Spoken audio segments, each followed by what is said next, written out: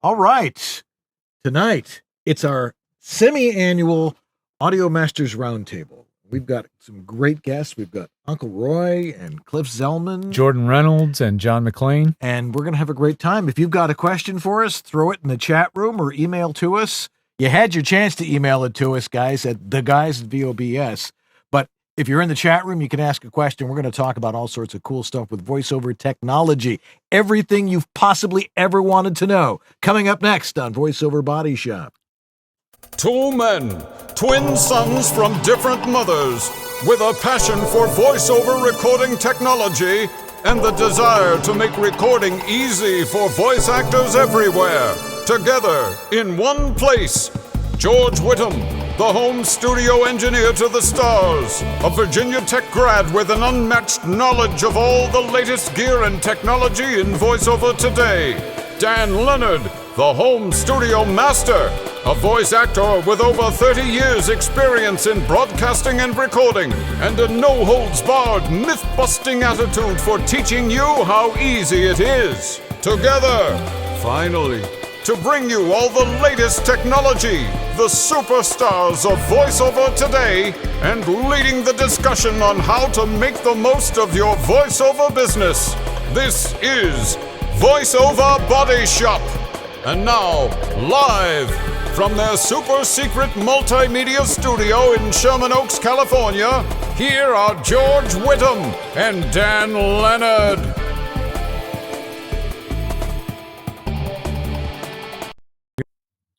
Good evening. I'm Dan Leonard. And I'm George Whittam. And this is VoiceOver Body Shop. Or VO. BS. You jumped ahead of me there. Sometimes we just want to get the show off the ground. That's true. And we got a lot to cover today because it's our semi-annual Audio Masters Roundtable. And it's not just any Audio Masters Roundtable. This is a hand-picked, selected group of individuals. That's right. Who are on our World Voices Organization Audio Technical Standards Committee. That's a mouthful. It is. And I remembered how all the words to it, too, which is even more impressive. You remembered how it goes. I know. But first, we need to thank our sponsors. That's right. For example, Harlan Hogan. And VoiceOver Extra. Edge Studio. Source Elements. Rehearsal app and VO2GoGo.com. And Uncle Roy's Antland Productions. We can get yourself a killer demo if we don't kill him tonight first, which is quite the possibility.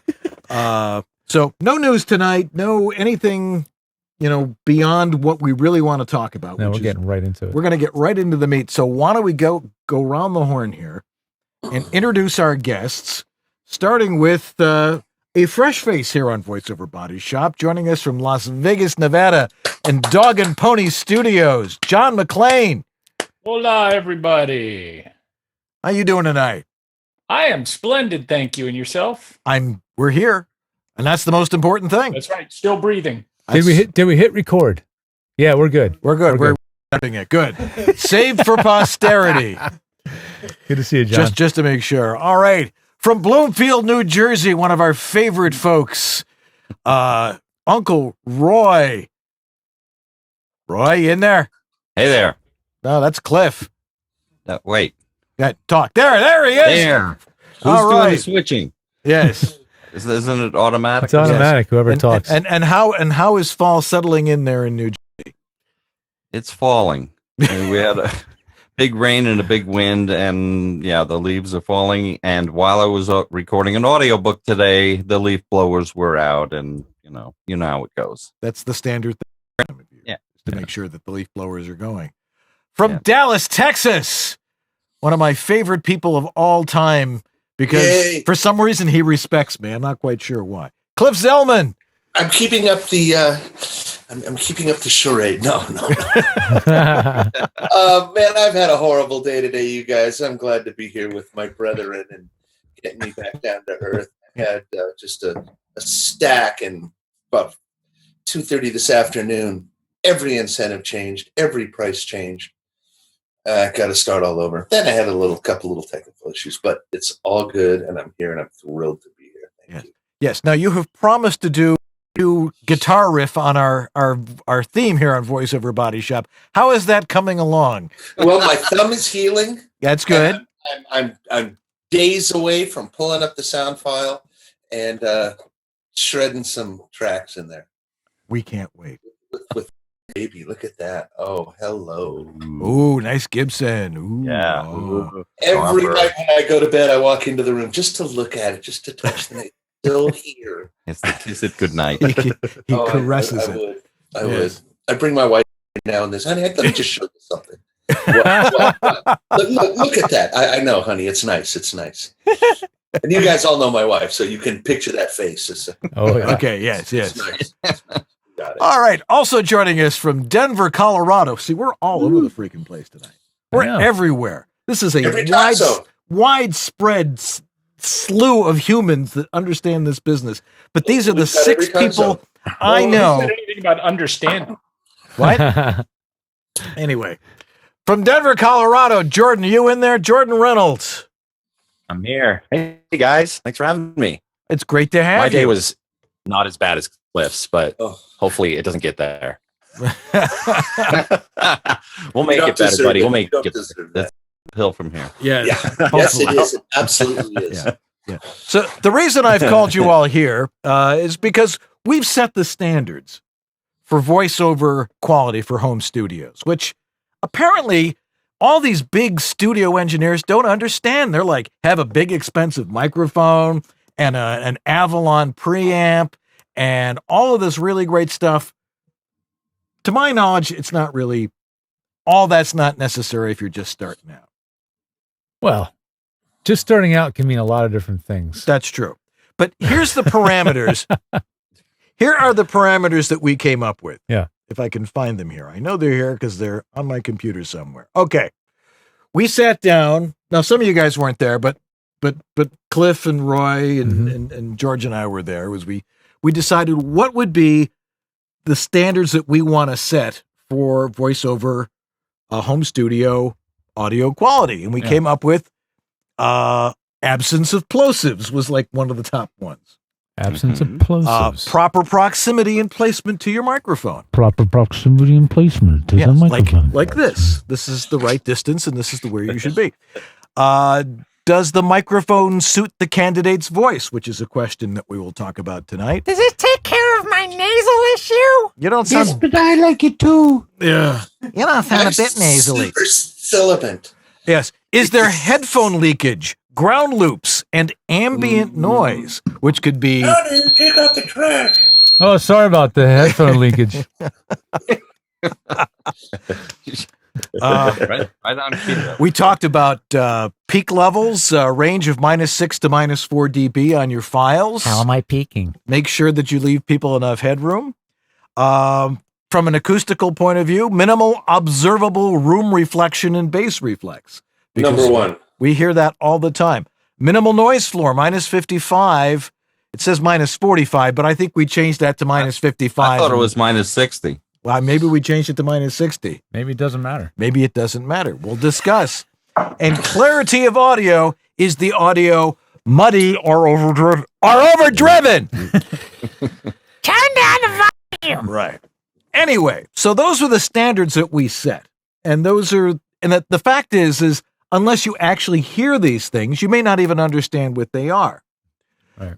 So anybody have any thoughts on some of those things? Let's go back to that first parameter about talking about, what was the first one we talked about? Oh, well, there was the acoustical thing. Because Cliff, you were saying acoustics is number one. To me, that's always the big issue. You go high end with your mic, you go high end with your DAW and your interface. But if your room sounds like Drek, the better your gear, the worse you're going to sound. So it's kind of a little bit of a, the more expensive gear you have, the worse your room is, the more you're going to hear it. So I always think that the first place to start is where are you recording? Make sure that the environment is conducive to a recording environment.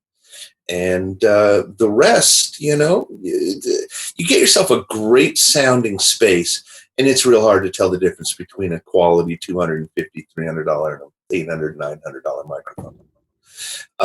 There's some real budget microphones that sound terrific, in a good environment.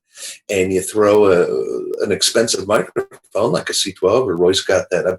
I'm always drooling over his 414. He knew I was going to talk about that. You put that in a fourth bedroom, it's going to sound terrible. So first things first, environment, acoustics. John McClain. Environment and acoustics. It's the number one thing. Everything Cliff just said. If your room's not dialed in, if your room sounds super reflective, or you've got some really nasty bass notes or something going on in there, nothing you're going to buy is going to fix that in regards to a microphone or a preamp. So get your space dialed in. That's number one. Okay. Now, one of the interesting, I think, that a lot of people miss on this is that where you record may be different from where you listen to your playback. If you're listening on monitors, if you're on headphones, it really doesn't matter. But what kind of acoustics should one have in their home studio for listening back? George, thoughts on that? For monitoring? Yeah. Is that what you're saying? Yeah. I was multitasking. I'm Is it sorry. a matter of choosing between headphones and monitors, or a particular kind of headphones? If you have studio monitors, how should the acoustics of the room be? Oh, yeah. Well, tuning a room for studio monitoring is a different set of parameters than tuning a room for voiceover. Because with VO, there's a general understanding that the room should be very dry, which means it has almost zero reflection. And that means, like, technically an RT60 time of less than 0.1 seconds, which means, layman's wise, when you clap your hands, the sound should die away. Like in here. In 1/10 of a second. Yeah, you hear how dead this is? It just goes away. That's a really, really dead room. But for monitoring, that may not be the greatest thing because it may sound very artificial. Because imagine the end user, the guy sitting in his living room, or the person driving in their car. Is their room going to be that dry and dead sounding? Probably not. So if you mix in a room that's super dry and dead, you don't get an honest appraisal of the sound. But I don't know. That seems to be changing now that we're using near field monitors, monitors that are really close to you. We're dialing out a lot of the room anymore. So we're getting to use speakers closer and closer. So the room becomes less and less of a factor, I guess. Yeah. But you don't want it to be echoey, that's for sure. You don't want it to be too live. Right. And you've got to be able to understand what that means and hear examples of it. Yeah. Jordan, how are you set up? With sorry, I had to reconnect, so I missed kind of. The question was, we were talking about room acoustics, but primarily for where you listen to playback. Oh, well, I'm in my basement, which first blocks a lot of noise from getting in, which is great. But so it keeps it really quiet, so I don't have any distracting noises around, like loud fans or ambient car noise outside. But as far as the acoustics go, I have 4-inch bass traps in each corner that go from the floor to the ceiling. I have acoustic 2-inch clouds panels above me, and I even have a what's it called? First reflection point acoustic panels placed. I know that doesn't make a lot of sense to most people, but that's the room that I listen to my editing or my voiceover work in, and then of course what I mix demos in. And I have it. I mean, it's got to be just right. So it's overkill for a voiceover studio, but having at least some treatment in the environment you listen to, if you have speakers, is a good idea. Is it necessary? No, and I think it's probably better. You're gonna get more. You're gonna get better results editing your voiceover auditions and work with headphones, rather than trying to get your room dead silent and putting up enough acoustic treatment to where it's not going to overly affect the sound and make it sound more sibilant or more echoey or more boomy than it really actually is. Yeah. So that's my 2 cents. Okay. Now you're a sound engineer, mixer, sound designer. How do you have yourself set up for monitoring yourself?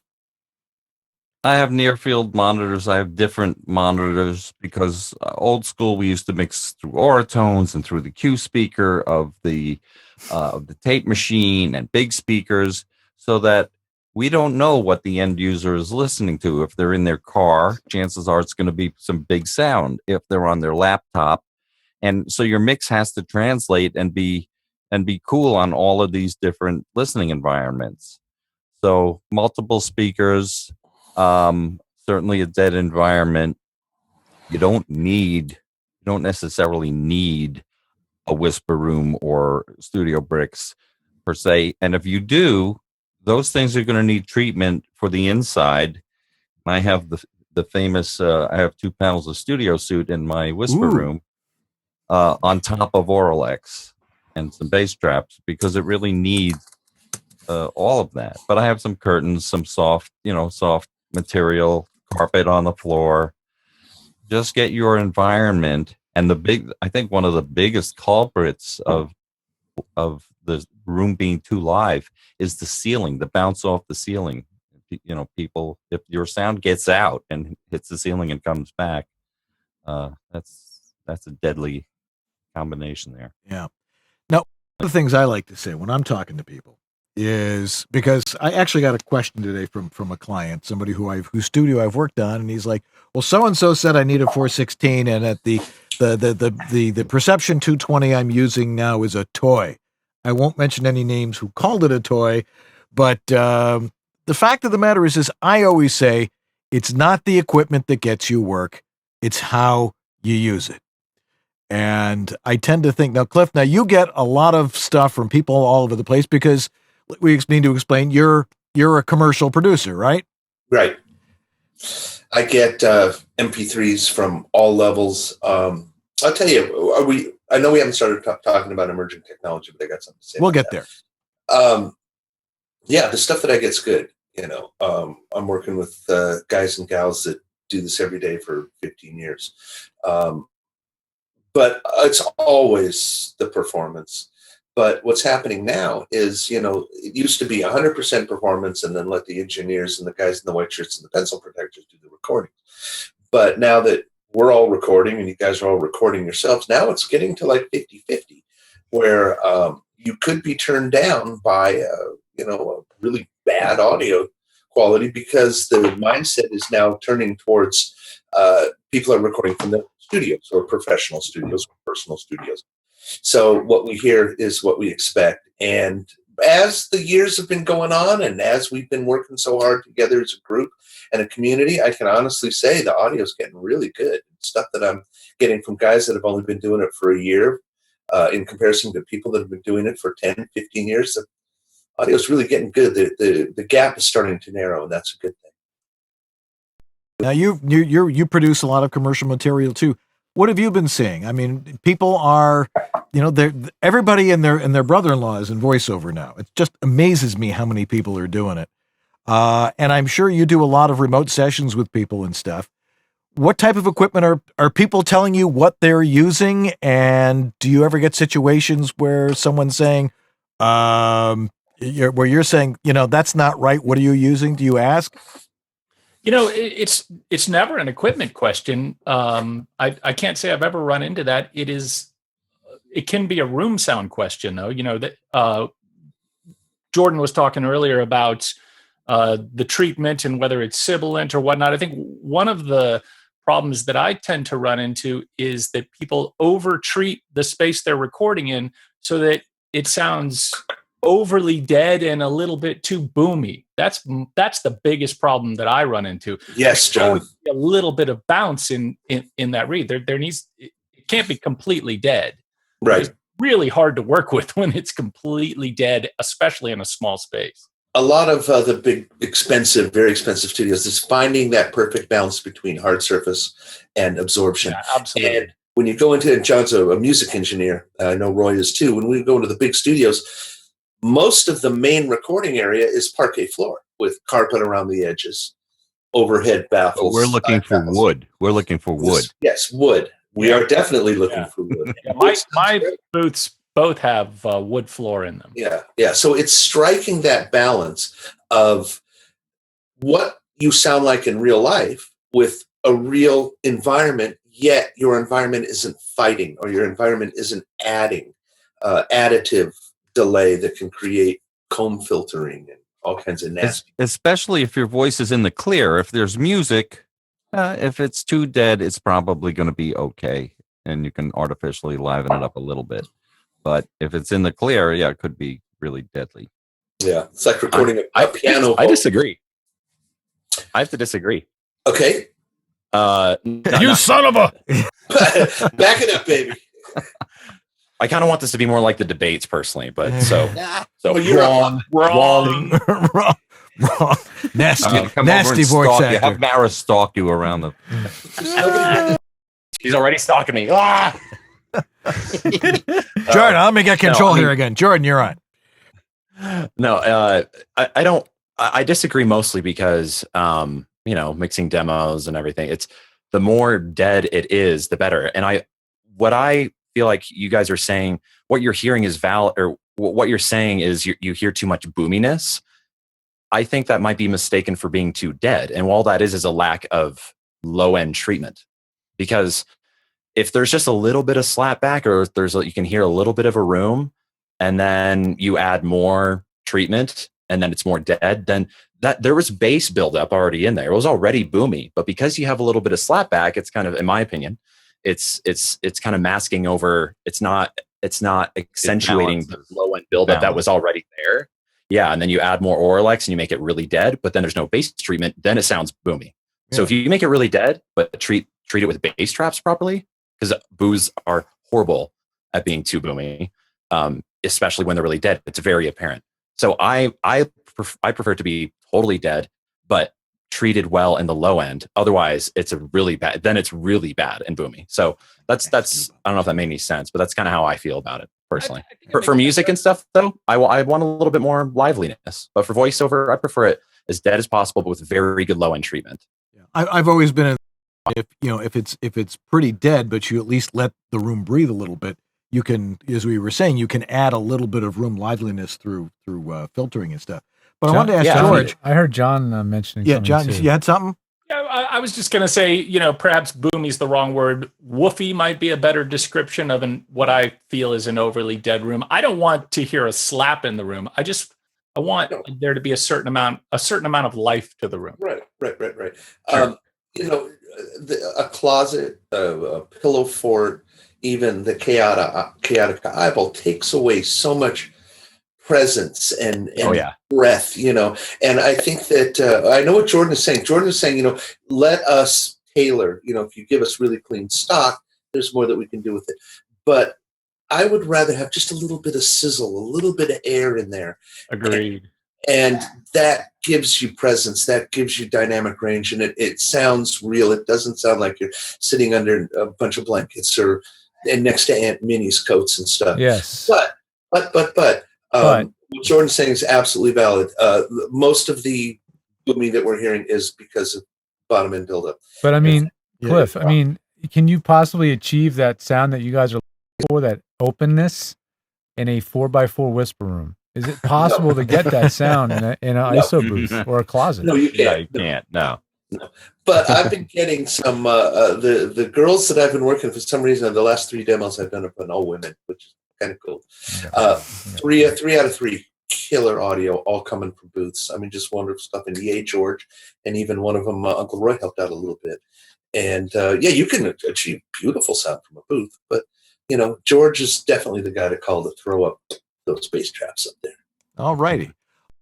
We've got our WOVO technical committee here tonight, where it's our Audio Masters Roundtable on VoiceOver Body Shop.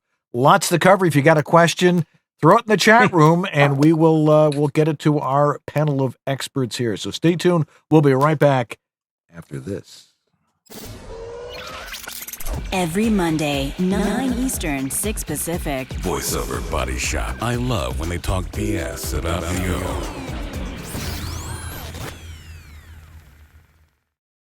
Hiya, VO friends. You sure you ain't booked a VO gig in 7 years? And your demo is so old that you can hear the clicks from the stock music records? And you hear so much tape hiss that you run to the sink to see if the faucet is running? And the engineer used so much echo on your voice that it sounds like it was recorded in the Grand Canyon?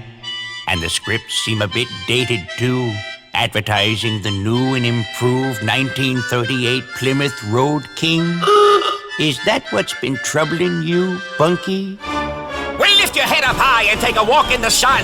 your demo can be killer too. Just contact Uncle Roy at AtlandProductions.com and book yourself a shiny new killer demo. Show your stick-to-itiveness and show the world you'll never give up, never give up, never give up. That dream. Hey everybody, well, I'm here to talk about one of our sponsors on Source Elements is one of our sponsors on VOBS.TV. Everybody that's on the panel tonight knows exactly what Source Connect is. And maybe later we'll talk a little bit about their thoughts on the best technologies for streaming audio between studios. But for the next 1 minute, there is only one that you should use, and that's Source Connect. Source Elements has been sponsoring the show for a good year now, and there's a reason. It's because they know that you, the audience, are the people that they want to have listening to their message. And the reason is Source Connect is the tool for you. If you're a voice actor wanting to connect to studios in real time, streaming audio between studios, yours and the commercial studio that you're working with. The quality is stellar. The support is really great. They've got 24-hour international support. And they've got to the point now where generally, if there's a problem with the connection, it's almost always user error at this point. It's gotten very reliable, and the quality is just really fantastic. If you want to give Source Connect a try, if your ISDN's getting wonky, if you can't get ISDN, if it's too darn expensive, and your clients are saying, got to have Source Elements, Source Connect to be on our roster, now's the time. You can get a demo. It's a 15-day free trial demo, actually, of Source Connect. Just go to sourceelements.com and sign up today and give it a shot. Thanks a lot, Source Elements. We appreciate it. And we'll be back in a second with our panel. Voiceover Body Shop, where you can learn everything from mic technique to how to market your voiceover business to acting your way out of a wet paper sack, which is my favorite, by the way. Voiceover Body Shop. Learn the latest in voiceover technology. Learn how to get rid of that. Voiceover Body Shop, 9 Eastern, 6 Pacific, on VOBS.US. And now another live spot, because we can never have enough. By the way, Source Connect, all the studios are starting to use it now. Finally coming around. This is the year. Absolutely. But this is time for the home studio master to talk for a second. One of the things I love to do is, aside from doing this show every week, which is more fun than a human should be allowed to have, as David Letterman used to say all the time, is I get to do webinars. And I've got one coming up on November 9th. If you're interested in learning how to edit better, if you're, in learning how to record better and edit better using any type of software that you would use for recording and editing for voiceover, Audacity, Adobe Audition, Twisted Wave, those sorts of things. On November 9th, over at VoiceOver Extra, you can go over there and sign up. It's only like $40, and I will go over in amazing detail using DawView. Instead of just the old watching a PowerPoint and I'll be talking about stuff and playing a few things back, we'll be showing you using the blue screen and how I will step into these actual digital audio workstation platforms and show you all the techniques for editing properly single mono track voiceover dry tracks and how best to edit them so they sound like you read it all in one take. So go over to voiceoverextra.com, click on webinars. Maybe you get an email from John Florian over there, and just click into there and email him and say you want to be at that particular webinar. It's at 6 o'clock Pacific time, November 9th, which is 9 o'clock Eastern time, and I think 11 a.m. in Guam. So make sure it's live, and you get a free recording of it. So go over to voiceoverextra.com and sign up for that particular webinar. You will not regret it. And we'll be back with our great panel again right after this bumper. VoiceOver Extra, the voiceover industry's online news, education, and resource center 24/7. Hundreds, probably thousands of free how-to articles for voiceover success, ranging from home studio to voice acting to business. A free voiceover industry directory, calendar of industry events, resource links, a store, and much more. Bi-monthly webinars on all topics of voiceover, free subscriptions to newsletters, reports, announcements, daily news, and features at voiceoverextra.com. Thanks for joining us once again for another episode of VoiceOver Body Shop. And we are back on VoiceOver Body Shop, our Audio Masters Roundtable. Always love doing this because, one, it's great to get together with all our friends and stuff. Guys who have something in common because, as I say, there are only maybe 6, maybe 7 people on God's green earth that really, truly understand a home voiceover studio, as opposed to a real, a nice place with guitar hanging on the wall and windows and a beautiful couch, usually a fabulous babe or two hanging out or something like that. That's a recording studio. Your closet is not supposed to have guitars hanging on the wall unless you play guitars. Right. Right. And you got commercial studios versus personal studios. Personal studios. Yeah. Exactly. We're talking about personal studios tonight. Right. So, one of the things we wanted to talk about, we were just talking about, was, what that room sounds like. And you design studios. And I'm sure some of the different voice artists around Hollywood have different parameters of what they want things to sound like and what they look like, of course. But they use a variety of materials. Like I know Bo Weaver, a friend of ours, likes having some brick in there along with some wood. What are some of the things that you put into it to adjust the sound? Yeah, I mean, I've been kind of sticking with traditional, going full on absorbing, all absorbing panels, as opposed to delving into diffusion. And, maybe next year will be the year I start experimenting more with diffusion, because I have been of the mindset that diffusion is not that useful in really small spaces. The difference between diffusion and absorption is diffusion is designed to scatter the sound, and absorption is designed to suck it away. So the idea being that if you use the right amount of combination of the two, you can make a small room sound like a little bit larger room. That's what I've been understanding. So the problem is most diffusion solutions are much more expensive than absorption. Right. There are all these custom built baffles and things like that. Yeah. And you're starting to see more companies make these mass produced. So they're becoming more and more accessible, less expensive. But the thing is, every company has their own philosophy on how to make these, and they're all a little bit different. But I still tend to go with acoustical panels that have an insulation on the inside, something like Pro panels from Oralex, ATS acoustics panels. They have a substrate underneath its insulation. On the outside, it's fabric. They look really nice. You can get them custom made, different sizes. They're really well built. They'll last forever.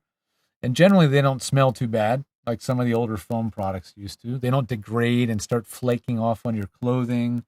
I'm just a really big fan of going with the fabric panel solutions. What do you guys use in your own studios at home? Are you using a mixture of foam and fabric? What do you guys use in your studios? So I'll start with John. I use GIK acoustics panels. Oh yeah. And then a few that I made myself after I took apart a GIK and saw that it was really easy. I use ASC tube traps. Oh yeah. Uh-huh. And then on the ceiling, I just have some. I've suspended some 2-inch Owens Corning 203. 703. Sorry. Yeah. And just put a nice transparent fabric over the top of it, and it works great. I had a guy come in and shoot the room, and I was pretty flat all the way down to 100, and then very gently sloped off. So it turned out really well. Well, that's pretty good. I've mixed. We do a lot of commercials and a lot of games, but I've mixed some film in there, had them checked on the dub stage in Los Angeles, and got the thumbs up from those guys. And we've done 3 or 4 films that have been picked up for distribution now. So room sounds good. What are you using? I have Oralex behind my monitors. I'm using Focal monitors, so I kind of want them in a little bit more of a live environment, because the majority of what I do is editing and mixing. I have the Focal headphones also that match the monitors very, very clearly. I'm not looking for a dead space because I really don't record that much. And the stuff that I record, I'm usually screaming and yelling, so it doesn't really matter. But I have, to me, the most important thing is you can kind of see here behind my speakers. A mud flap. Yeah, basically a big old mud flap. And that keeps, the walls bouncing and hitting me, competing with what's coming out of my speakers. My room's somewhat live, and I really like it. And the stuff that I hear on the radio and stuff that I hear on TV sounds exactly like what is coming out of my Focal. So I'm pretty happy with it. I got a lot of stuff around in the room, too, that kind of disperses the sound. But really, my main suck-up is going on behind my speakers. Nice, right. man. And then we didn't get to ask Uncle Roy. Yeah. What are you using, Uncle we know Roy? Uncle Roy has a booth there. Yeah, the Emmys. I think Uncle Roy he uses Emmys for diffusion and Pez dispensers. Yeah, the bowling trophy is really good. It really absorbs. No, as everybody who's been here knows, there's lots of stuff here that absorbs sound, so it's pretty dead. The Whisper booth is carpeted, so it's unto itself is dead and absorbs, and the cats like to climb it and things like that. I have 2 clear sonic panels that when I'm recording in the booth, if it gets a little noisy out, I put the panels in front of it. As I said before, I have Studio Suit on top of Auralex in there. And speaking of smells, no, it's finally going away. Lots and lots of breeze. Put it out and air it out for a few days before I hung it up, and Febreze it, So no, it's cool. It's cool now. I think Jordan, you already told us what you're using. Actually, well, I told you what I'm using in my room, but your booth. In my booth, it's a mixture of things. I like to keep it seasonal, so right now it's covered in pumpkin skins, personally. But, but not that. But in my booth, it's actually I use sorry, Dan, but I'm using Audimute blankets. I forgot what they call them. Studio blankets. Producer's choice. Yeah. Producer's friend. They're no apologies needed. But that's what I'm hanging on the walls, and then the ceiling, because I have a huge 80 hertz bass. To those who don't know what I'm saying in the hertz range, I have a huge bass peak because of the dimensions of my booth. Even though it's a 5.5 by about 6 foot booth, it's a pretty big booth. That's nice. But my ceiling is so low that there's a big bass boost, and I'm a big stick. I don't, like I was saying earlier, I hate that boominess, the woofiness sound of booth. So I actually have GIK Acoustics, what John had. They design they're called what are they called? Membranes. Membrane. I can never say that word. Tuned just to 80 hertz. Like, so that's their special frequency that they absorb, and they're 5.5 inches thick, and I have those above my head. So those are good solutions for as an extreme. If bass traps just don't do it, you have to go the membrane route, which cut the problem down by about 70%. Nice. So, but I actually don't huge. have rigid fiberglass in my booth because the blankets did enough at blocking the mids and the highs for all the walls and made it dead enough. And then I do have a super chunk in the corner. It's just covered. I have a bunch of fiberglass cut up in a corner, but other than that, it's not a bunch of panels in my booth. It's just the blankets, membranes, and then in my mixing area, it's all rigid fiberglass.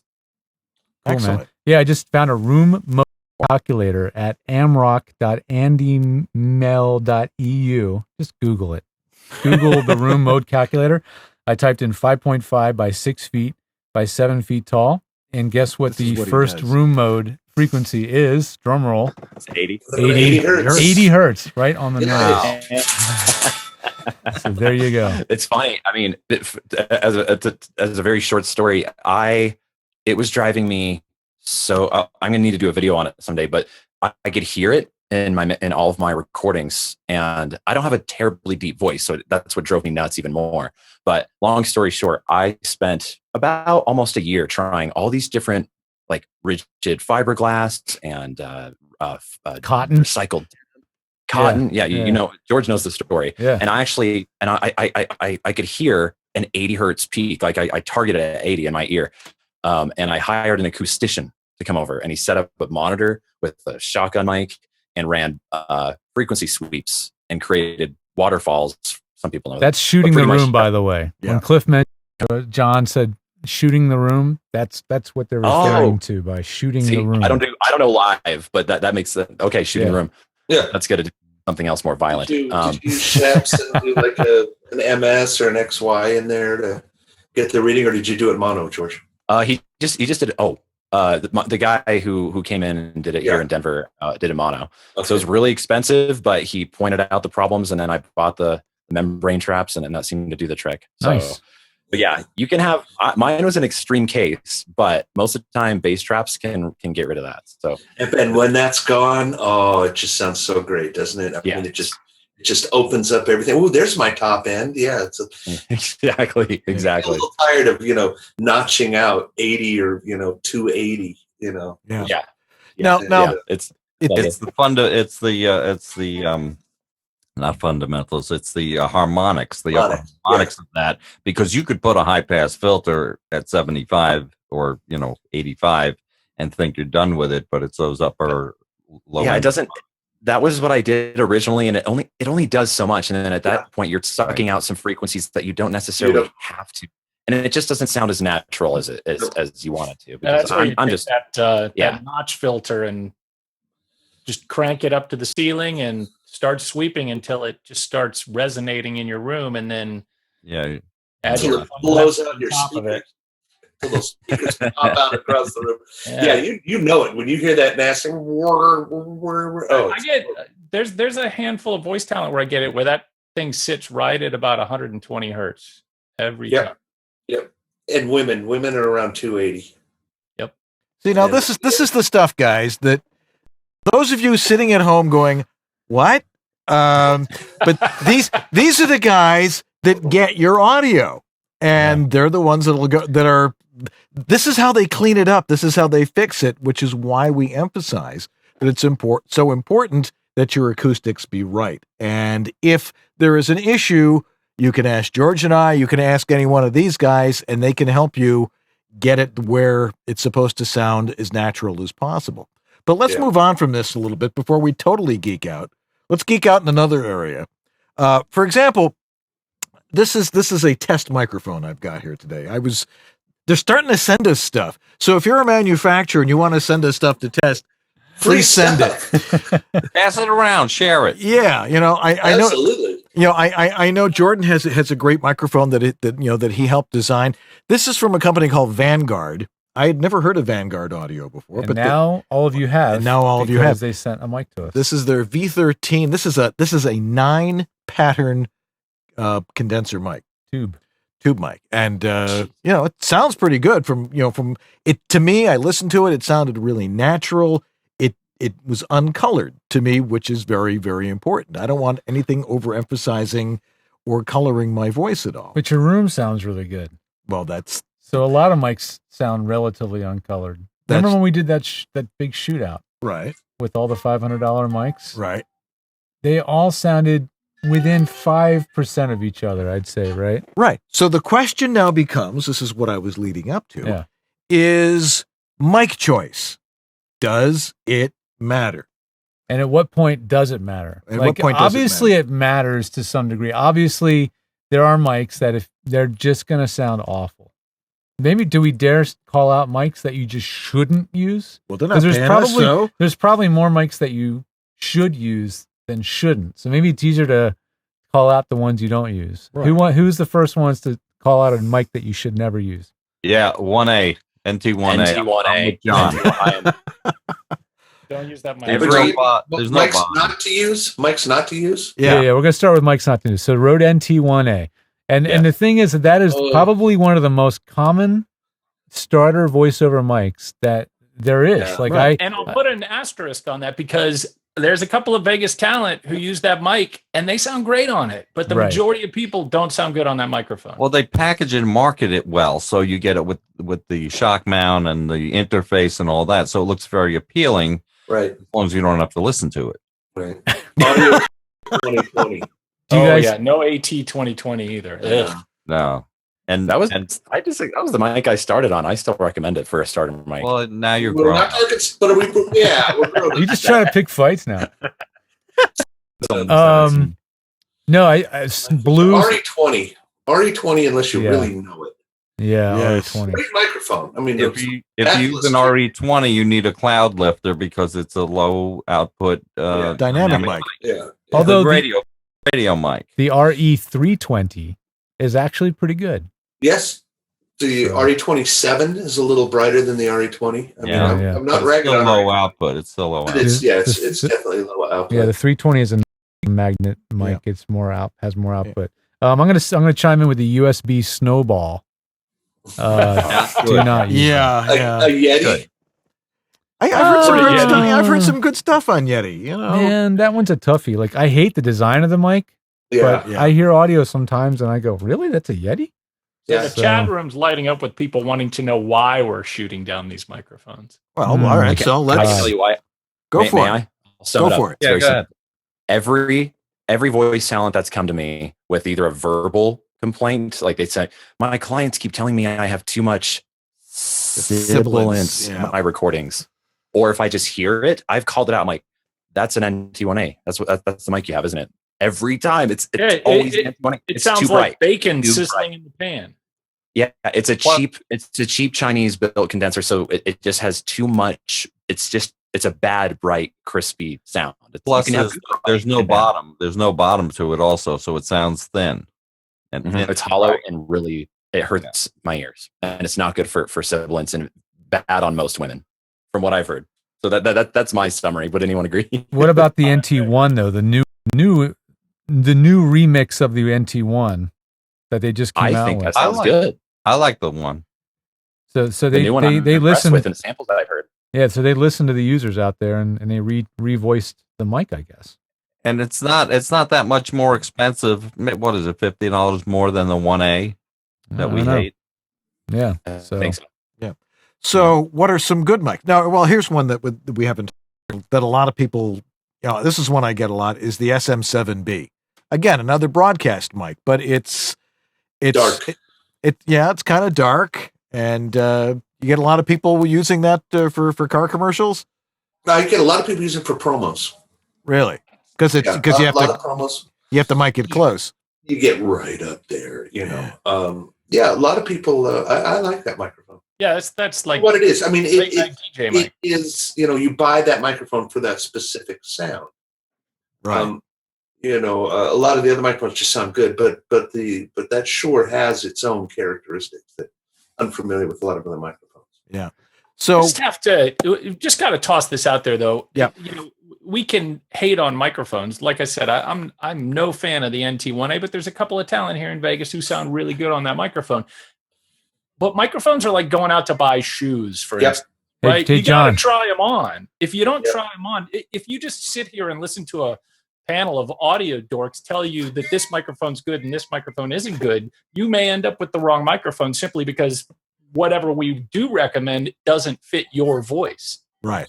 What do you call it, George? On Facebook, when somebody asks a question, you call it something through committee. What is it? Oh, tech support committee or Tech support by committee. Yeah, it's like- opinions are like, you know what? Yeah. Everybody has one. Well, I was Yeah. going to say the reason, Johnny, you've heard good NT1As is because those people had me make twisted wave stacks Yeah. to re-EQ the mic to sound good. That's why. There you go. Well, you did a fine. So I will say why the snowball. Why the snowball?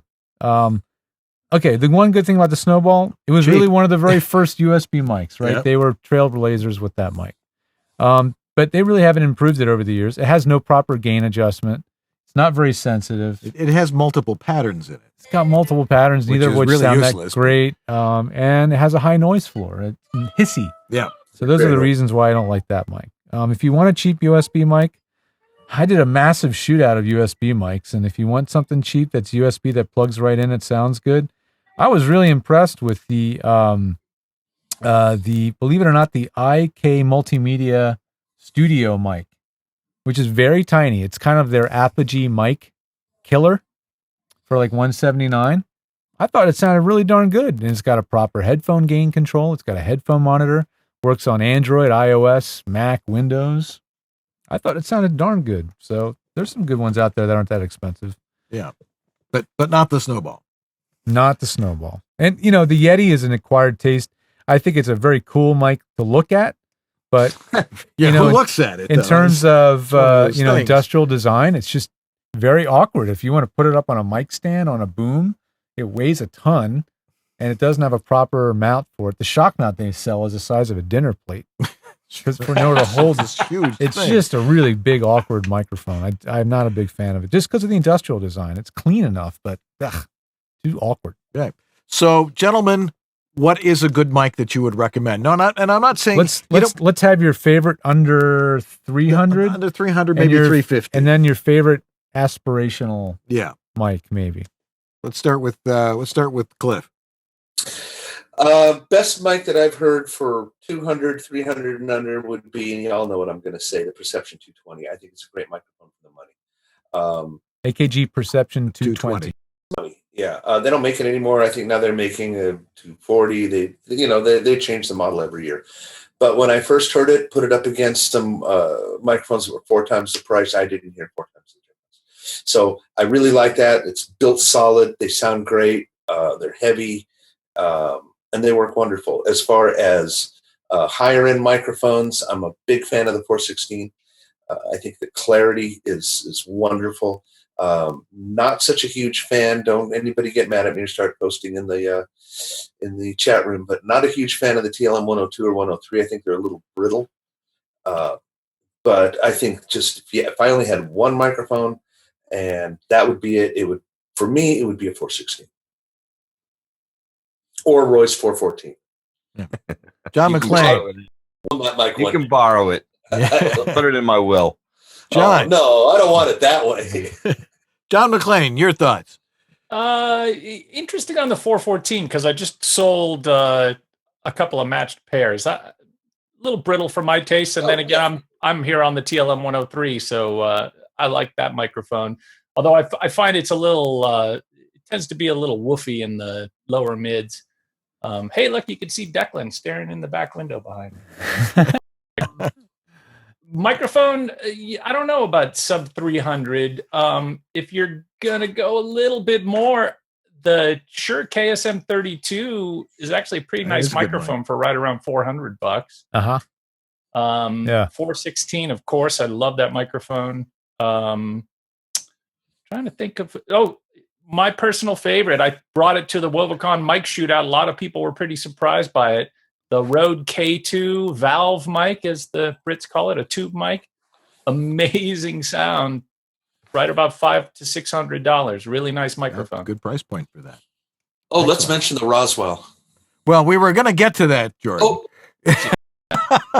Jordan? I don't know. I don't know what I'd recommend. Go for it. Okay.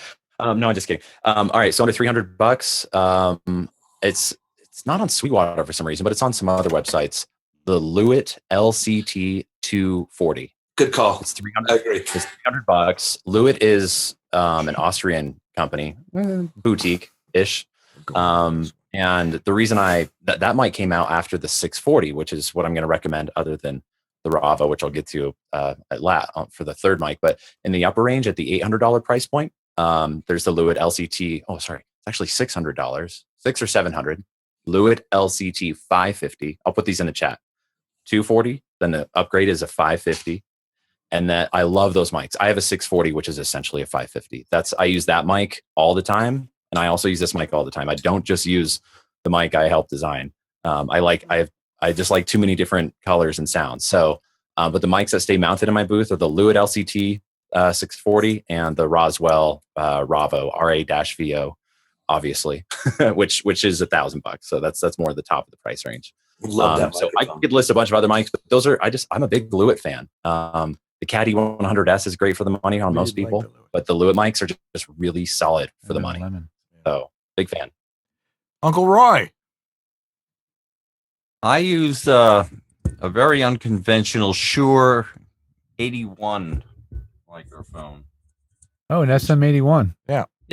81, which when they brought us to the studio, they threw it across the room. It landed on the capsule, and they said, "Now let's plug it in and see how good it sounds." So they built it like a 58.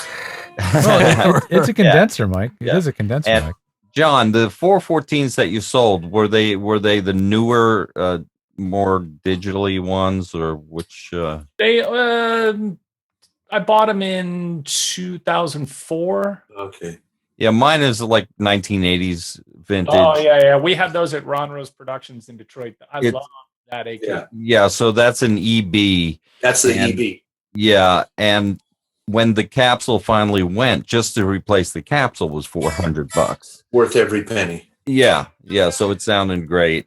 When I grew up in the studio, all we had were Tube 47 and 48s. And C12s and C24s. I know. Yeah. It sucked, didn't it? And Cliff and I collect microphones for different reasons because we do music as well. I like my CAD. I love one of my favorite mics for me is the MXL 990. And another reason we all have different microphones is Jordan and Cliff and I produce demos. And when you're recording and you want the sound to be different, we change microphones so that each spot has a different sound to it. All right. Well, So, yeah. here's one of my personal favorites. This is the Universal Model X. Get a close shot of it there, Andy. Oh, that is beautiful. Yes, it's the. Button Where did you mic. get Where did I you get kill? that? Where do you get any of this stuff? It was. I stole it from some radio station. No, this is. my brain's going, video killed the radio. No, Yeah. absolutely no. And I've actually got this thing to work, which is actually kind of cool. But they don't build them like this anymore. I mean, this thing is probably 80 years old and it still works. So, but anyway, no, I'm personally, I like, I have a bunch of different mics. Cliff, insisted I use a baby bottle. Loved it. And it sounded pretty good. And I've used that for a little bit. I've got my 103 and I've got a 416. And it depends on my mood or what I'm getting hired on. If people are hiring me with a mic, I just keep using it. And that sort of thing. But I did my demo with Cliff on the baby bottle, and I keep that one handy. And I also had these things on quick change mounts, so I can change microphones very, very quickly. Yep. We're going to take a break, actually, because we've been blabbing on for too Blah, long. blah, So blah, we're going to blah, be back, and this time we're going to go to the chat room questions. All right. Cool. So we'll be right back. Learn the latest in voiceover technology Business. and good old-fashioned acting. Hey, Paul, I really like your suit. Where did you get it? It looks good on you. This is VOBS. Learning never ends. You continue to grow. Edge Studio has grown. Pursue multiple disciplines in tandem and grow your career. We've added new courses in a new curriculum, We pick the best coaches from the community of working voice actors. a new technology division, engineering and consulting led by George Whittam. Follow your dream.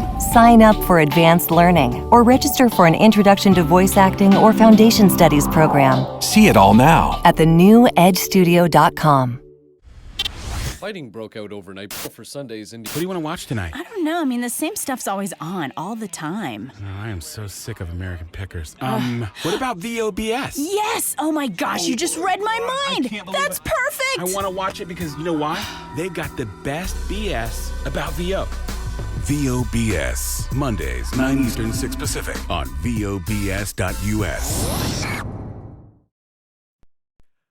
All right. David H. Lawrence XVII is a great guy. Busy guy, screen actor, does TV, movies. It's always great to see him.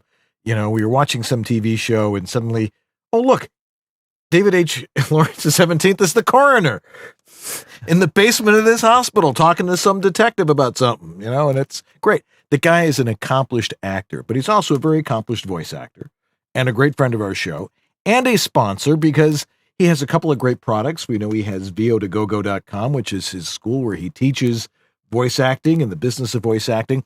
But one of his greatest accomplishments is the rehearsal app because it is an app for all actors. And face it, kids, if you're in the voice business, you are an actor. And part of that is learning your lines, memorizing your copy, and making sure that when you do an audition or when you actually go into a studio to do an audition, perhaps you've gotten the copy beforehand. You can go in there, and if you have it memorized, you can still have it in front of you. But if you've memorized it, it's a lot easier to sound conversational, which is, that wasn't said in a conversational way. It was like said in, I'm sitting next to you in a bar, conversational. But if you want to have a way to learn your copy and also have some great tools for submitting voiceover auditions, get the Rehearsal app, and you can get it over at rehearsal.pro. Rehearsal.pro. Check it out. It works on your iPhone. It's got like over 160, 150 features, something like that. And check it out. Go to rehearsal.pro. It probably takes you right to the App Store. Check out all the features and see if it's something that might help you. And it's not expensive, easy to get, and it apparently works fabulous on iOS devices. That's the Rehearsal app at rehearsal.pro. Go get it now. Having dinner tonight?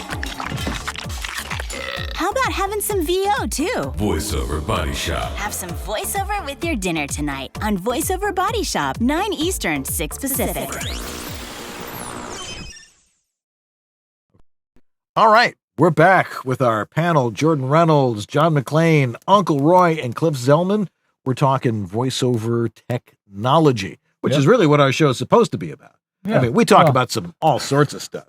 That was the origination of VOBS, which was about audio, but we realized that there's just so much more to talk about, and our guests had so much more to offer in those areas. But That's tonight, true. it is definitely about technology full show. And so we've got questions in the chat room, which we love to have more of them. If you want to send them in, please do. But I'm logging back into Google since I just got kicked out. Oh, so okay. Well, I've got the questions here. So I'll start off. We had one that was actually sent in to the guys at VOBS.tv from Gary Hetzler. He said, I'd like to ask, for those of us home studio voiceover people that are PC-based, what are the pros and cons of the following? Adobe Audition, Sony SoundForge Pro, and Reaper. Also, if you have a personal favorite, what is it and why? Cliff. Audio. Oh, let me turn you guys on. How about them apples? Go ahead, Cliff. You're on. Well, I'm a Mac guy, and it's a PC question, but I like Reaper. Why? It's got a very low learning curve. Everything seems to make sense. It seems to be relatively easy. I don't use it. It's not my DAW of choice. But between the ones that you listed, what were they again? There was SoundForge. Yeah. Audition, Reaper. Yeah. You mentioned Pro Tools, though, because that's what you use. Yeah, but Pro Tools is not for everybody. And I have stopped the, you got to use Pro Tools. No. You use what works for you. Whatever booked your last gig, keep using that. All right. Jordan. Being a former PC guy, but now Mac guy, but knowing PC stuff, of that list, hands down, I love all of them, but hands down, Adobe Audition. Adobe Audition is much more stable on PC than Mac, but it's the closest to Twisted Wave, which is my favorite for voice talent who aren't extremely tech savvy, because it's a big waveform, it's single channel, it's simple to use, and it has a lot of great built-in features and effects like auto heal and stuff like that. It's not what I use because I'm on a Mac, but I'm actually using Twisted Wave for all my auditions. But yeah, that's my long answer. Adobe Audition. Cliff? Yes, sir. He already said it. Oh, that's right. He already said it. Okay. I like Audition too. I mean, I love Audition. So do I. I use it all the time. John? I recommend Adobe Audition to talent because you can work in a really simple mode, as Jordan was saying, much like, say, Twisted Wave. And then as you become more developed, you can always switch over to the multi-track view and use it that way. I think it's a really great piece of software. And it has the spectrum, which I especially like, which is it's Photoshop for audio, which is really a cool feature of that. Uncle Roy. Well, As most people know, I've been with Adobe since it was Cool Edit 96. Ooh. And then it was Cool Edit and Cool Edit Pro and all that business. But Adobe Audition, Auto Heal is a great lifesaver, especially if you're using the spectral view. You can do non-destructive editing in the multi-track, and you can have stacks in the multi-track. So it's very versatile. It's what I have my own intuitive keyboard shortcuts that I set up, and it makes editing much, much faster. Yeah, something Roy just pointed out. I think it's super important to be using a program that allows you to assign your own key commands. I use Nuendo. The ability to assign your own key commands is, I think, paramount to efficient editing. Pretty sure they all do. I know even Audacity, when I set people up with that, I put a lot of shortcuts. You can't do it in Cliff software. No, you can't. Not Pro Tools, but you can do it in Audition. You can do it. You can. Well, they have a keyboard thing that. You can assign. Well, if you use another program, Quick Keys. Yeah. No, in there's you can assign keys to various. You don't have to use their template. But the thing is that they have so many built in. You don't really have to assign them. I mean, whatever you want to do, there's already a shortcut for it. Shift this, Shift W, Shift M, Shift Q. You can learn the ones that are built in, or with the other softwares. Yeah, I mean, I like to push N for normalize and M for marker and things like that. S for silence. Strip silence, and Apple E is separate. So easy to. Plenty of stuff. Nuendo, because I brought them over with me from Pro Tools back in the day. Yeah, Innuendo's beautiful though. I mean, just for eye pleasing. Oh, it's eye candy. Right? It's beautiful. Yeah. All right, moving on to a question from Gonzalez. Hey man, he's asking about headphones.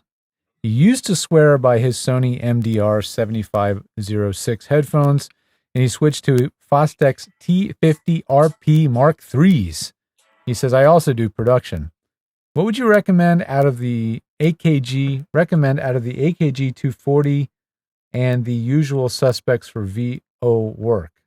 I don't quite understand the last part of the question, but I think he just wants to know, what headphones do you guys tell people to buy? Let's start with Jordan. Jordan's he doesn't have his headphones on. There we go. I've got to have my. Jordan likes AKGs. Well, today because I'm an idiot and I have too many pairs of headphones that I don't need. Tonight it's AKGs because the most comfortable pair I have for long use. Are they my favorite sounding? Are they the most accurate? No, but they're open back or semi open, I believe. So they breathe better. They're the lightest headphones I've ever owned.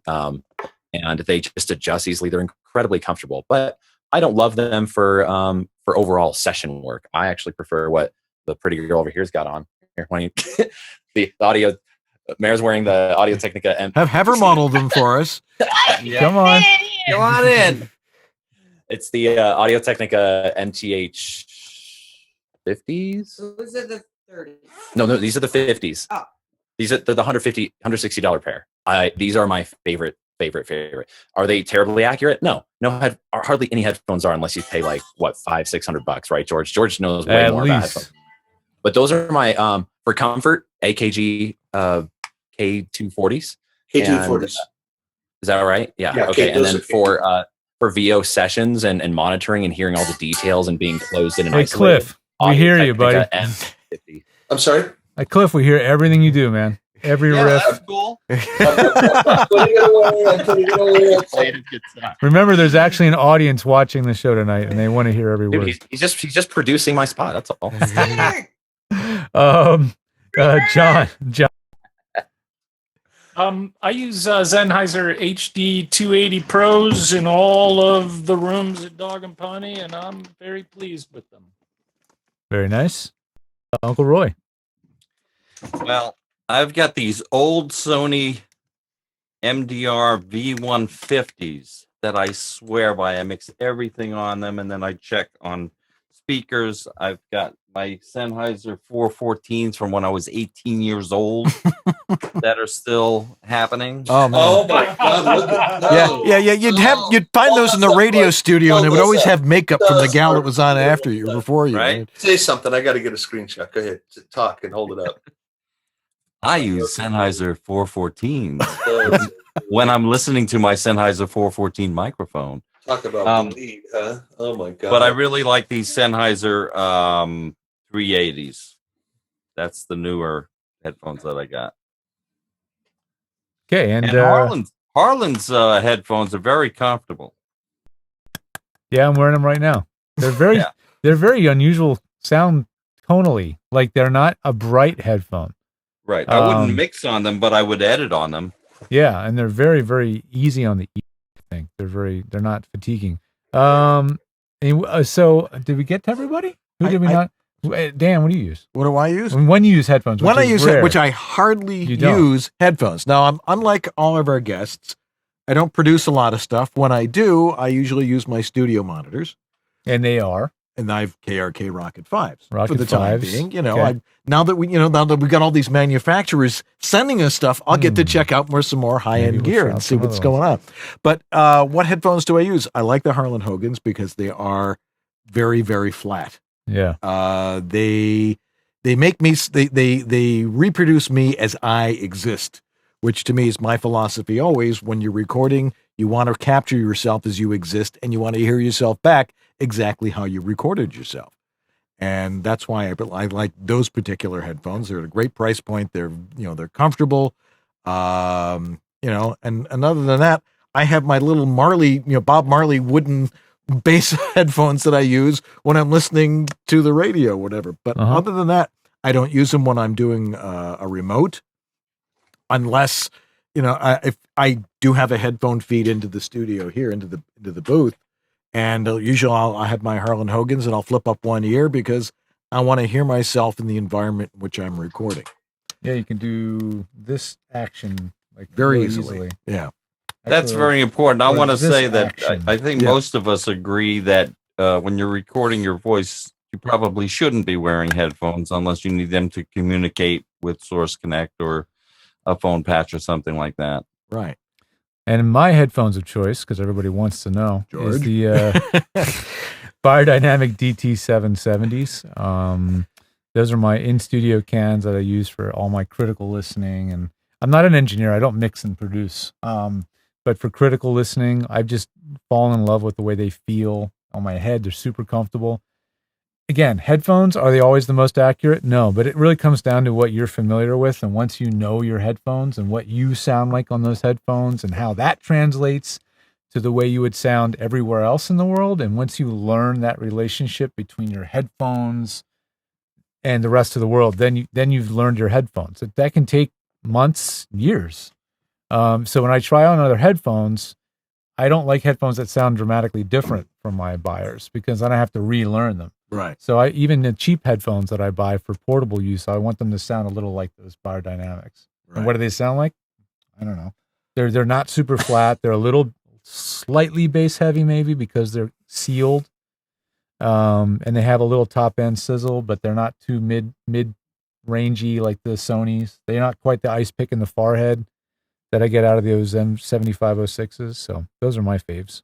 And it's important to know that it's a personal preference sort of thing. Yeah. We can recommend all sorts of different headphones to people. But people you got to try them on. Yeah, you got to try them on. Do yourself a favor. Next time you're in New York, go to B&H. Yeah. That's how I discovered my Biodynamics. They have a huge headphone display, and they all are usable. You can listen to every one of them. That's the only way you're going to know. Bring something that you're familiar with too. Yeah. When you listen to them. Yep. They also have a mic room. It's a crappy room because it's two parallel. They have a mirror wall and a glass wall for security reasons. Yeah. But they have 50 or 80 mics set up with 30 mic preamps, and you can patch around and listen. It's fun. Yeah. The thing is could you ever audition a mic outside of your own booth? I just find that kind of silly. It's like, what do I sound like on this and on that pair of headphones? Yeah, the room has to be a part of the equation. Yeah. J.S. Gilbert, he had to run, but his question actually has already kind of been answered by Jordan. He said, George, I've had a number of audio folks say that you need to build a dead quiet recording environment if the room is less than 10 by 12 or so. And most people should roll back 80 hertz, several decibels. But this is what the recommendation is. Any thoughts? So I think what JS is saying is like most small rooms have too much bass, so we have to high pass filter out the bass. And I would say, yeah, that's almost definitely true. Unless you've had the luxury and time and the budget to tune your rooms beautifully at the low end, that's almost always the first thing I do is press the low cut switch on the mic or on the preamp, or in their processing, set up a low cut or high pass. The two mean the same thing, basically. And remove as much of the low end as possible. Whatever the garbage is that's not contributing to the clarity of the voice, the rumble, we just EQ it out. So right. Yeah, because generally the human voice does not go below 80 hertz. Very rarely. You have to be a Ravenscroft, Thurl Raisin. What the hell is that guy's name? Thurl Ravenscroft. Yeah. Thurl Ravenscroft is the voice of the original voice of Tony the Tiger. Tony the Tiger, and he sings the Grinch song. Right. You're a mean one, Mr. Grinch. It always gets people singing. That guy is amazing. Unbelievable. But putting in that high pass filter also helps everybody's noise floor because it's crap that you don't need. We can't hear it, but we can see it. We can measure it. Yeah, and it eats up in your stereo bus. So it's stuff that's there that you don't need. Yeah, I mean this V13 has a high pass filter on it. If I flip that on, I noticed it thins it out a little bit. It thins it out a little bit. Maybe if I get a little closer, the proximity effect is a little bit better. Right. But I noticed immediately it kicked out. This thing had a distinct rumble. It's a very sensitive microphone. Sure. And once I clicked that filter in, it was very, very usable. And with women's voices, and I know we haven't addressed women's microphones, voices, whatever, because I don't think there is a woman's mic per se, really. But in terms of high pass filter, you can oftentimes take out everything below like 120 on some women's voices. Yep. And it really I agree. I was totally agree. I was going to say, it's like you can start with 80 hertz on almost every voice as a safe point, but then in particular women, like a higher pitched female voice, you can go all the way up to 120. But on most men, it's going to start to sound noticeable, and it's going to start to sound thin. So at the end of the day, it's start at 80, but if you still feel like you're getting rumble or your clients are complaining that it sounds boomy, talk to one of us and send us samples, and we'll be able to dial in and exact how much you can take out before it starts sounding wrong or bad. You start playing with that pass filter and your slope set to say 60 dB per octave, that 80, you could start thinning out pretty quickly. Yeah. I prefer to set the slope pretty steep, but keep it somewhere around maybe 50. Yeah, it depends on the room. True. But if you set an 80 with a 60 dB per octave slope, you're really chewing away some of that low end. And George, why don't you describe to the listeners what he means by a 60 dB per octave slope? Oh, the slope. I know that would be good. That's kind of like agree. Yeah, that's kind of like pretty much instead of this, do this. Yeah. The slope is. Yeah, it's like 80 being down here, and you're getting up into your frequency range. Right. Slope is how quick the frequency falls away. Falls off. If it's a steep slope, then everything below the frequency you choose falls away very quickly, and a shallower slope is less quickly, and that's denoted by decibel or dBs per octave. Right. So that's related to music. So for every octave lower in pitch you go, it drops down by 6 decibels in volume, which is about 50% or so. And so you can change that setting in most DAWs. They have that ability to play with that setting. And after 3 octaves, I mean, the low end is non-existent. Yeah, then everything's in essence gone. We talked a lot about headphones and monitors, and I know we've kind of talked. Yeah. But vocals, I want to push. Cliff. My headphones that I love so we much. totally missed you on the head cams. I love. It's really funny. I either love my vocals or there's a $33 pair of I don't know what they're $33 headphones that are just wonderful. They're made horrible. They fall apart in 6 months. But headphones, my number one choice without a doubt. I've used hundreds and hundreds are the Focals. Spirit Pro's $359, built like a tank, and oh my goodness, what you've got is what you hear is what you got. Really? Nice, Cliff, would you say that they're accurate, like they're flat sounding? They're perfect. Whatever you're recording is what you're hearing. I know. Okay, it's weird. And they match my Focal monitors. So together, I can I take off my headphones slowly, let my ears adjust for the, the proximity of the sound hitting my ears. But if I take them off slowly, what I hear coming out of the monitors matches the headphones, and it's wonderful. That's nice. Now, I'm already buying a pair right now. Thanks. You know what? Everybody go to Amazon and no, go to Sweetwater. Call Ryan at Sweetwater. Tell him you want to try them out. Pay for them. If you don't like them, you send them back. But they're just beautiful, just wonderful, tight, and they're nice and tight and comfy, and they cover the whole ear. And you can't hear. It's wonderful. It also looks like someone sneezed on them. That's great. How does it? Oh, it does. It's got that kind of like that liquid kind of look here. I'm sorry. I love Focal. Do you guys in Really cans? nice. Do you edit in cans versus mix? Is that generally the way people go, or no? I edit on my monitor. Okay, It starting depends. with If there's nobody home, I'll crank them on the speakers. If it's 10, 11 o'clock at night, Focals are fun. I do John? my course editing on speakers, and then I put headphones on and give one last listen and do the mouth clicks and breaths. Whatever. you do your quality on the cans. Yes, sir. Yeah, Not that's how I necessarily would word it. EQing, though, but not necessarily EQing. I agree with Roy. The little teeny tiny things, crank them up the cans, you hear them real good. Even if nobody else can hear them, I can hear them, and Yes, that has been proven. Yep.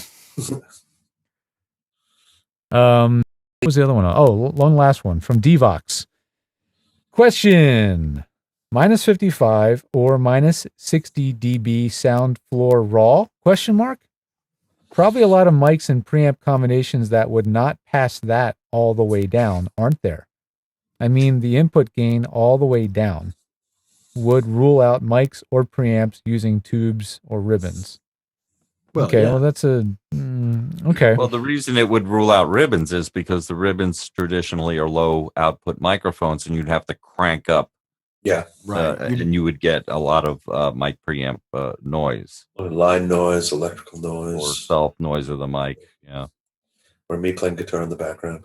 Well, tube mics are never quite as solid state. I mean, they're just, the circuitry is a little bit too noisy. So if you're looking for the cleanest possible recording, lowest noise, just avoid tubes. Now, ribbon mics, they're like getting really popular lately. I'm seeing at the trade shows, we saw so many ribbon mics. Yeah. And a lot of these ribbon mics are now active, which basically means the microphone has a circuit inside the mic that ups the output of the mic dramatically. It has its own little preamp in it. Yeah, sort of. It's a very, very simple preamp circuit, basically. And they add about 25 dB of gain to a ribbon mic. So it goes from being something that needs an extremely high-end, high-gain preamp to something that you can plug into a Scarlett 2i2 and is now usable. Now, ribbon mics are still generally, I don't know if frowned upon is the word. They're just not popular in voiceover. Well, they're very flat. There's no presence boost. Right. Right. Not a lot of high end. But if you've ever listened to a TV show or a radio show from the 40s, that's what you hear. It's there's no low end to it. They have a lot of proximity effect too, right? Yeah. You have to get back. Or even a horn section, today. That's what I use on horns. Right. Yeah, and apparently and guitarists like them. Yeah. Yeah. But I mean, I know I haven't recorded music in quite a long time, but when I wanted to smooth out a woman's voice on a vocal part that was a kind of a theater kind of delivery, you know what I'm talking about. It's got an edge. It's very bright. I put up an old Octava M319 or something. I can't remember the model of it. M52, I think it is.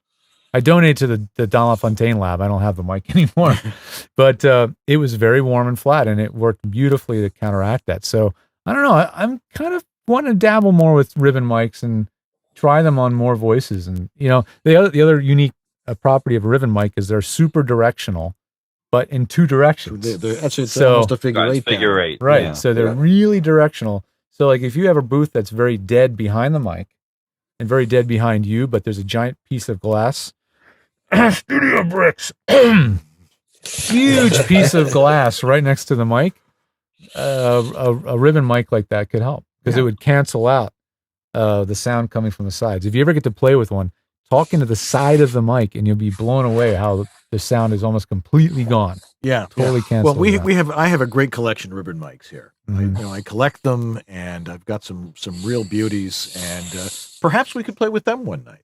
I think we should have a ribbon mic night. Yeah, I've got 2 that I can donate to that. Any of you guys have any Biodynamics 500s? No. Is that the one that looks like a regular highball?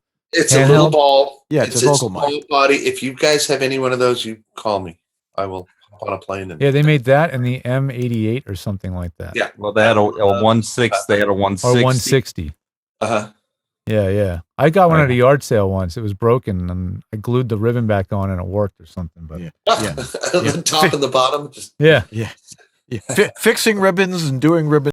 I've learned how to do that. It's mind-boggling, and it is. It's like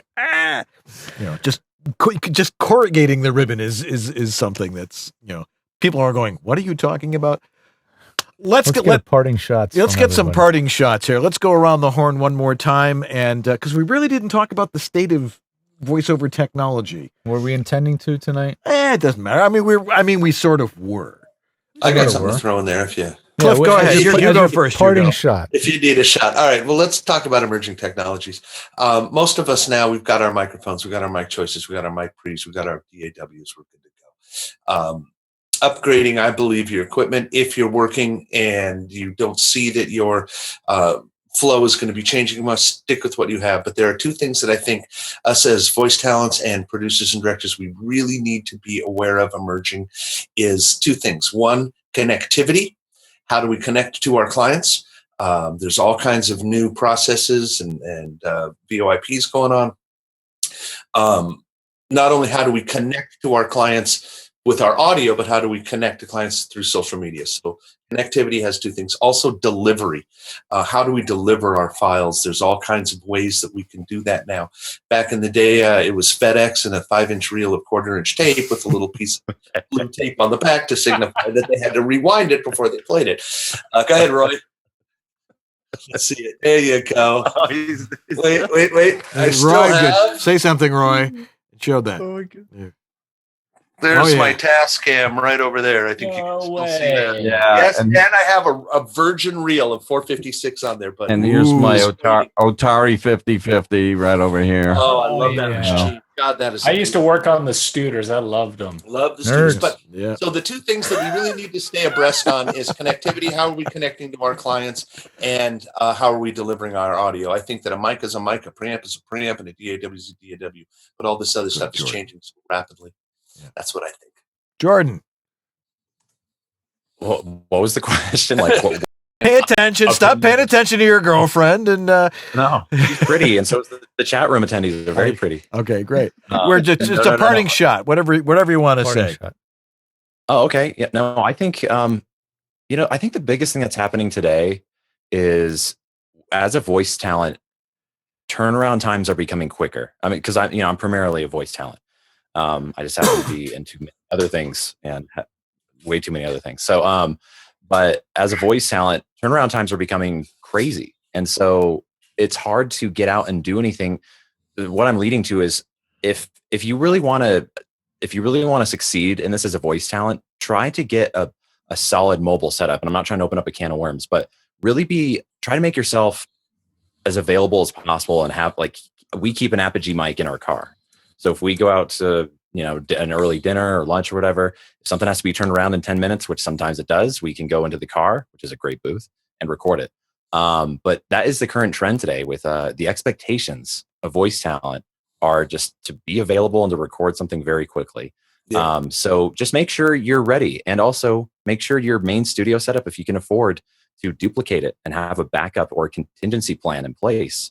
Like, if you only have one laptop, make sure if you can afford it, get some other cheap laptop that at least has Twisted Wave on it and the driver installed for your audio interface. Because if you have a session and it breaks down before, people can be very unforgiving in this business. So I guess I just leave it at that, because that's a trend I've been noticing. Faster turnarounds, be available, be ready with your tech. Great. John McClain. It's just what I tell all of the voice talent that I work with. Use the KISS method. Keep it simple, silly, right?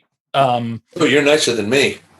Well, you can really go down a rabbit hole with this stuff, as you can see. But this is a group of people who do this for a living. I think it's super important for talent to keep it simple and then take advantage of this amazing plethora of talent who have spent a lifetime figuring this stuff out. If you have the deeper questions, but just you don't have to go down the rabbit hole unless you're doing production. So why would you? Yeah. Uncle Roy. I agree with John. Once you found and Cliff and really everybody, once you found your mic and your preamp or interface and your DAW, and if your space is treated, as we've been talking about the whole time, then it's really keep it simple. We're not adding a lot of processing, because if somebody else is doing posts, they don't want over processed. They don't want to hear your noise reduction, your noise gate, and your compressor overly compressed or over limited or whatever. We don't want those delivered to us that way, because we do the final production. And then to go off of what Jordan said, turnaround time. I got called on Friday to do casting for, they said, oh, just send us some reels. We're looking for this old time trailer announcer. I said, there's nobody's. Yeah, it was great. I said, there's nobody's demo that has that. I can't. It's got to be a custom audition. So I sent it out to 5 people. They picked one. They said, okay, we want that. Is he available tonight? I'm not his manager. I don't know. Well, so I reached out. He said, oh, I'm driving now. I can do it tomorrow morning. And so this was a Saturday job now. And then not only that, 2 scripts showed up. So I said, well, we got to charge you for the second script. Of course. So the turnaround time was insane. And whoever was, and had he not been available, it would have gone to the next guy. So yeah, you got to be at the ready. All right. Well, that's good advice indeed. Yes, right. All right. Well, gentlemen, as always, it is a pleasure to hang out with you. Nothing like 45 minutes or to an hour and a half of dork audio stuff. Dork fest. But we'll have you on again. We'll do this again in a few months. And of course, where can everybody reach you if you've got a question? Roy. AntlandProductions.com. Home of the killer demos. That's right. And antlandprods at AOL.com. He still uses AOL. John McClain. Yeah. Dogandponystudios.net, not .com, .net. Cliff. Dog and Pony Show. Cliff, a-amazingdemos.com, a-amazingdemos.com, the home of the amazing demos. And or you can reach me at Kalifu, Kalifu at airmail.net. Kalifu at airmail.net. All right. Just jordanreynolds.com or demoswithchops.com. Everything's there. But easy to get a hold of me. Excellent. All righty. Well, that's going to do that for the roundtable. We'll be right back to clean things up and get the mop out right after this. Fighting broke out overnight for Sundays. What do you want to watch tonight? I don't know. I mean, the same stuff's always on all the time. Oh, I am so sick of American Pickers. What about VOBS? Yes! Oh my gosh, you just read my mind! That's perfect! I want to watch it because you know why? They've got the best BS about VO. VOBS. Mondays, 9 Eastern, 6 Pacific on VOBS.us. All right. Well, again, thanks to all of our great guests tonight. But, I have to tell you about the all-new voiceoveressentials.com. It's all new. Harlan's redone it.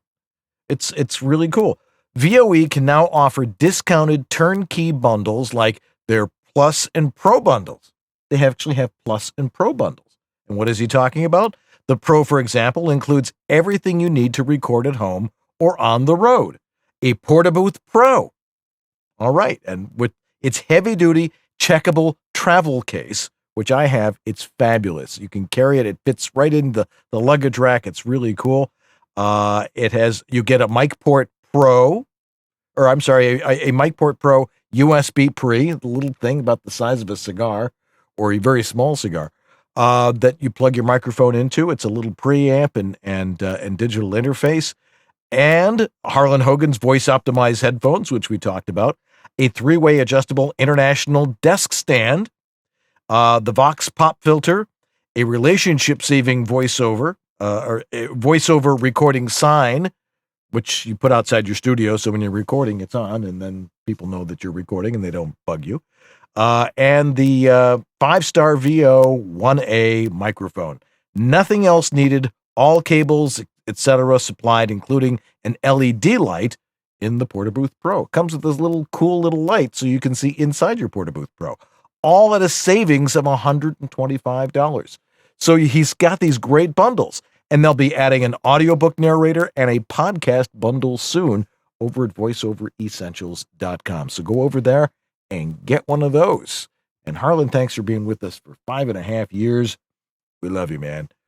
All righty. Well, let's wrap things up here. What's going on? First off, November, we're going to be doing Studio Month. And we're going to be at some great studios. We're going to start off we're going to be off next week because it's Halloween is dark. Halloween is dark. Aside from it being Halloween, we just won't be here. You won't have time because kids are going to be ringing your doorbells. Yeah. And Ella has to go out and trick or treat. It's a big holiday. And my brother's going to be here too, visiting cool. from Pennsylvania. So we're going to have a blast. Yeah. So we won't be here next week, but we will be here for 4 straight weeks at studios. We're going to be at the Mark Grau, legendary Mark Grau studio. We're going to be at Voice Tracks West. We're going to be at the Gardner Street studio. And it's going to be a lot of fun. And we're going to be doing a remote. We're going to be showing you these studios, talking to these operators, and essentially a lot of the same stuff we talked about tonight. What are their thoughts on voiceover and what makes their studios so damn good? What makes them unique too? Yeah, exactly. We picked these 4 studios because 1, they all work with voiceover a lot, maybe not exclusively, but mostly exclusively. But 2, they're all unique. They're all a little bit different. They're priced differently. They're different sizes. And so we really wanted to contrast all these different Hollywood studios. Cool. Donors of the week. Donors.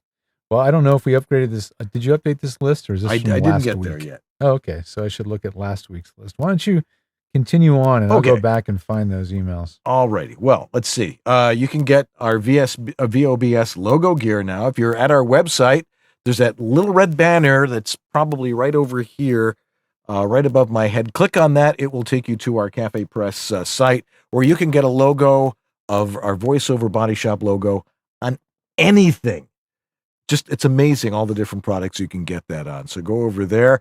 The show logs are accessible also right above me. Jack Goli is still writing down every word we've said. He was busy tonight because there were a lot of words said.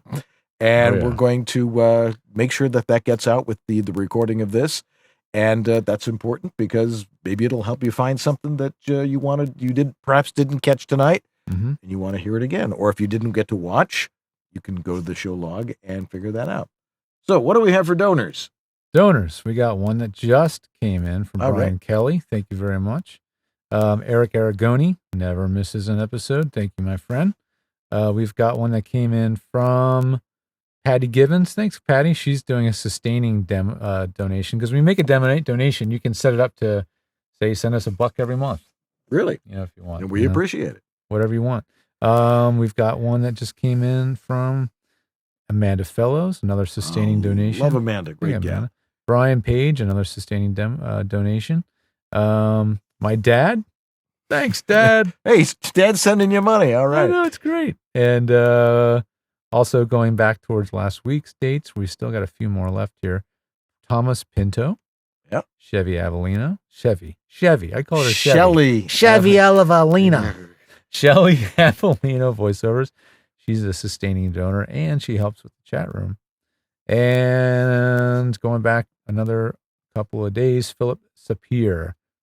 Thank you, Philip. Thanks, everybody. All right. Really appreciate it. Just helps that little extra. Lets us do things like get our guests Christmas gifts and, and buy new cameras and things along those lines. It's really nice of you to be able to do that. And upgrade our software and things along those lines. The podcast. This is probably going to be a great podcast episode. Definitely. This is a long episode. These long episodes are great to listen to. If that's easier for you, you can't watch the show live, check it out as a podcast. And you can just find it on any podcasting tool of choice. Right. Whatever device you use, type in VOBS in iTunes or whatever, you should be able to find it. No problem. All right.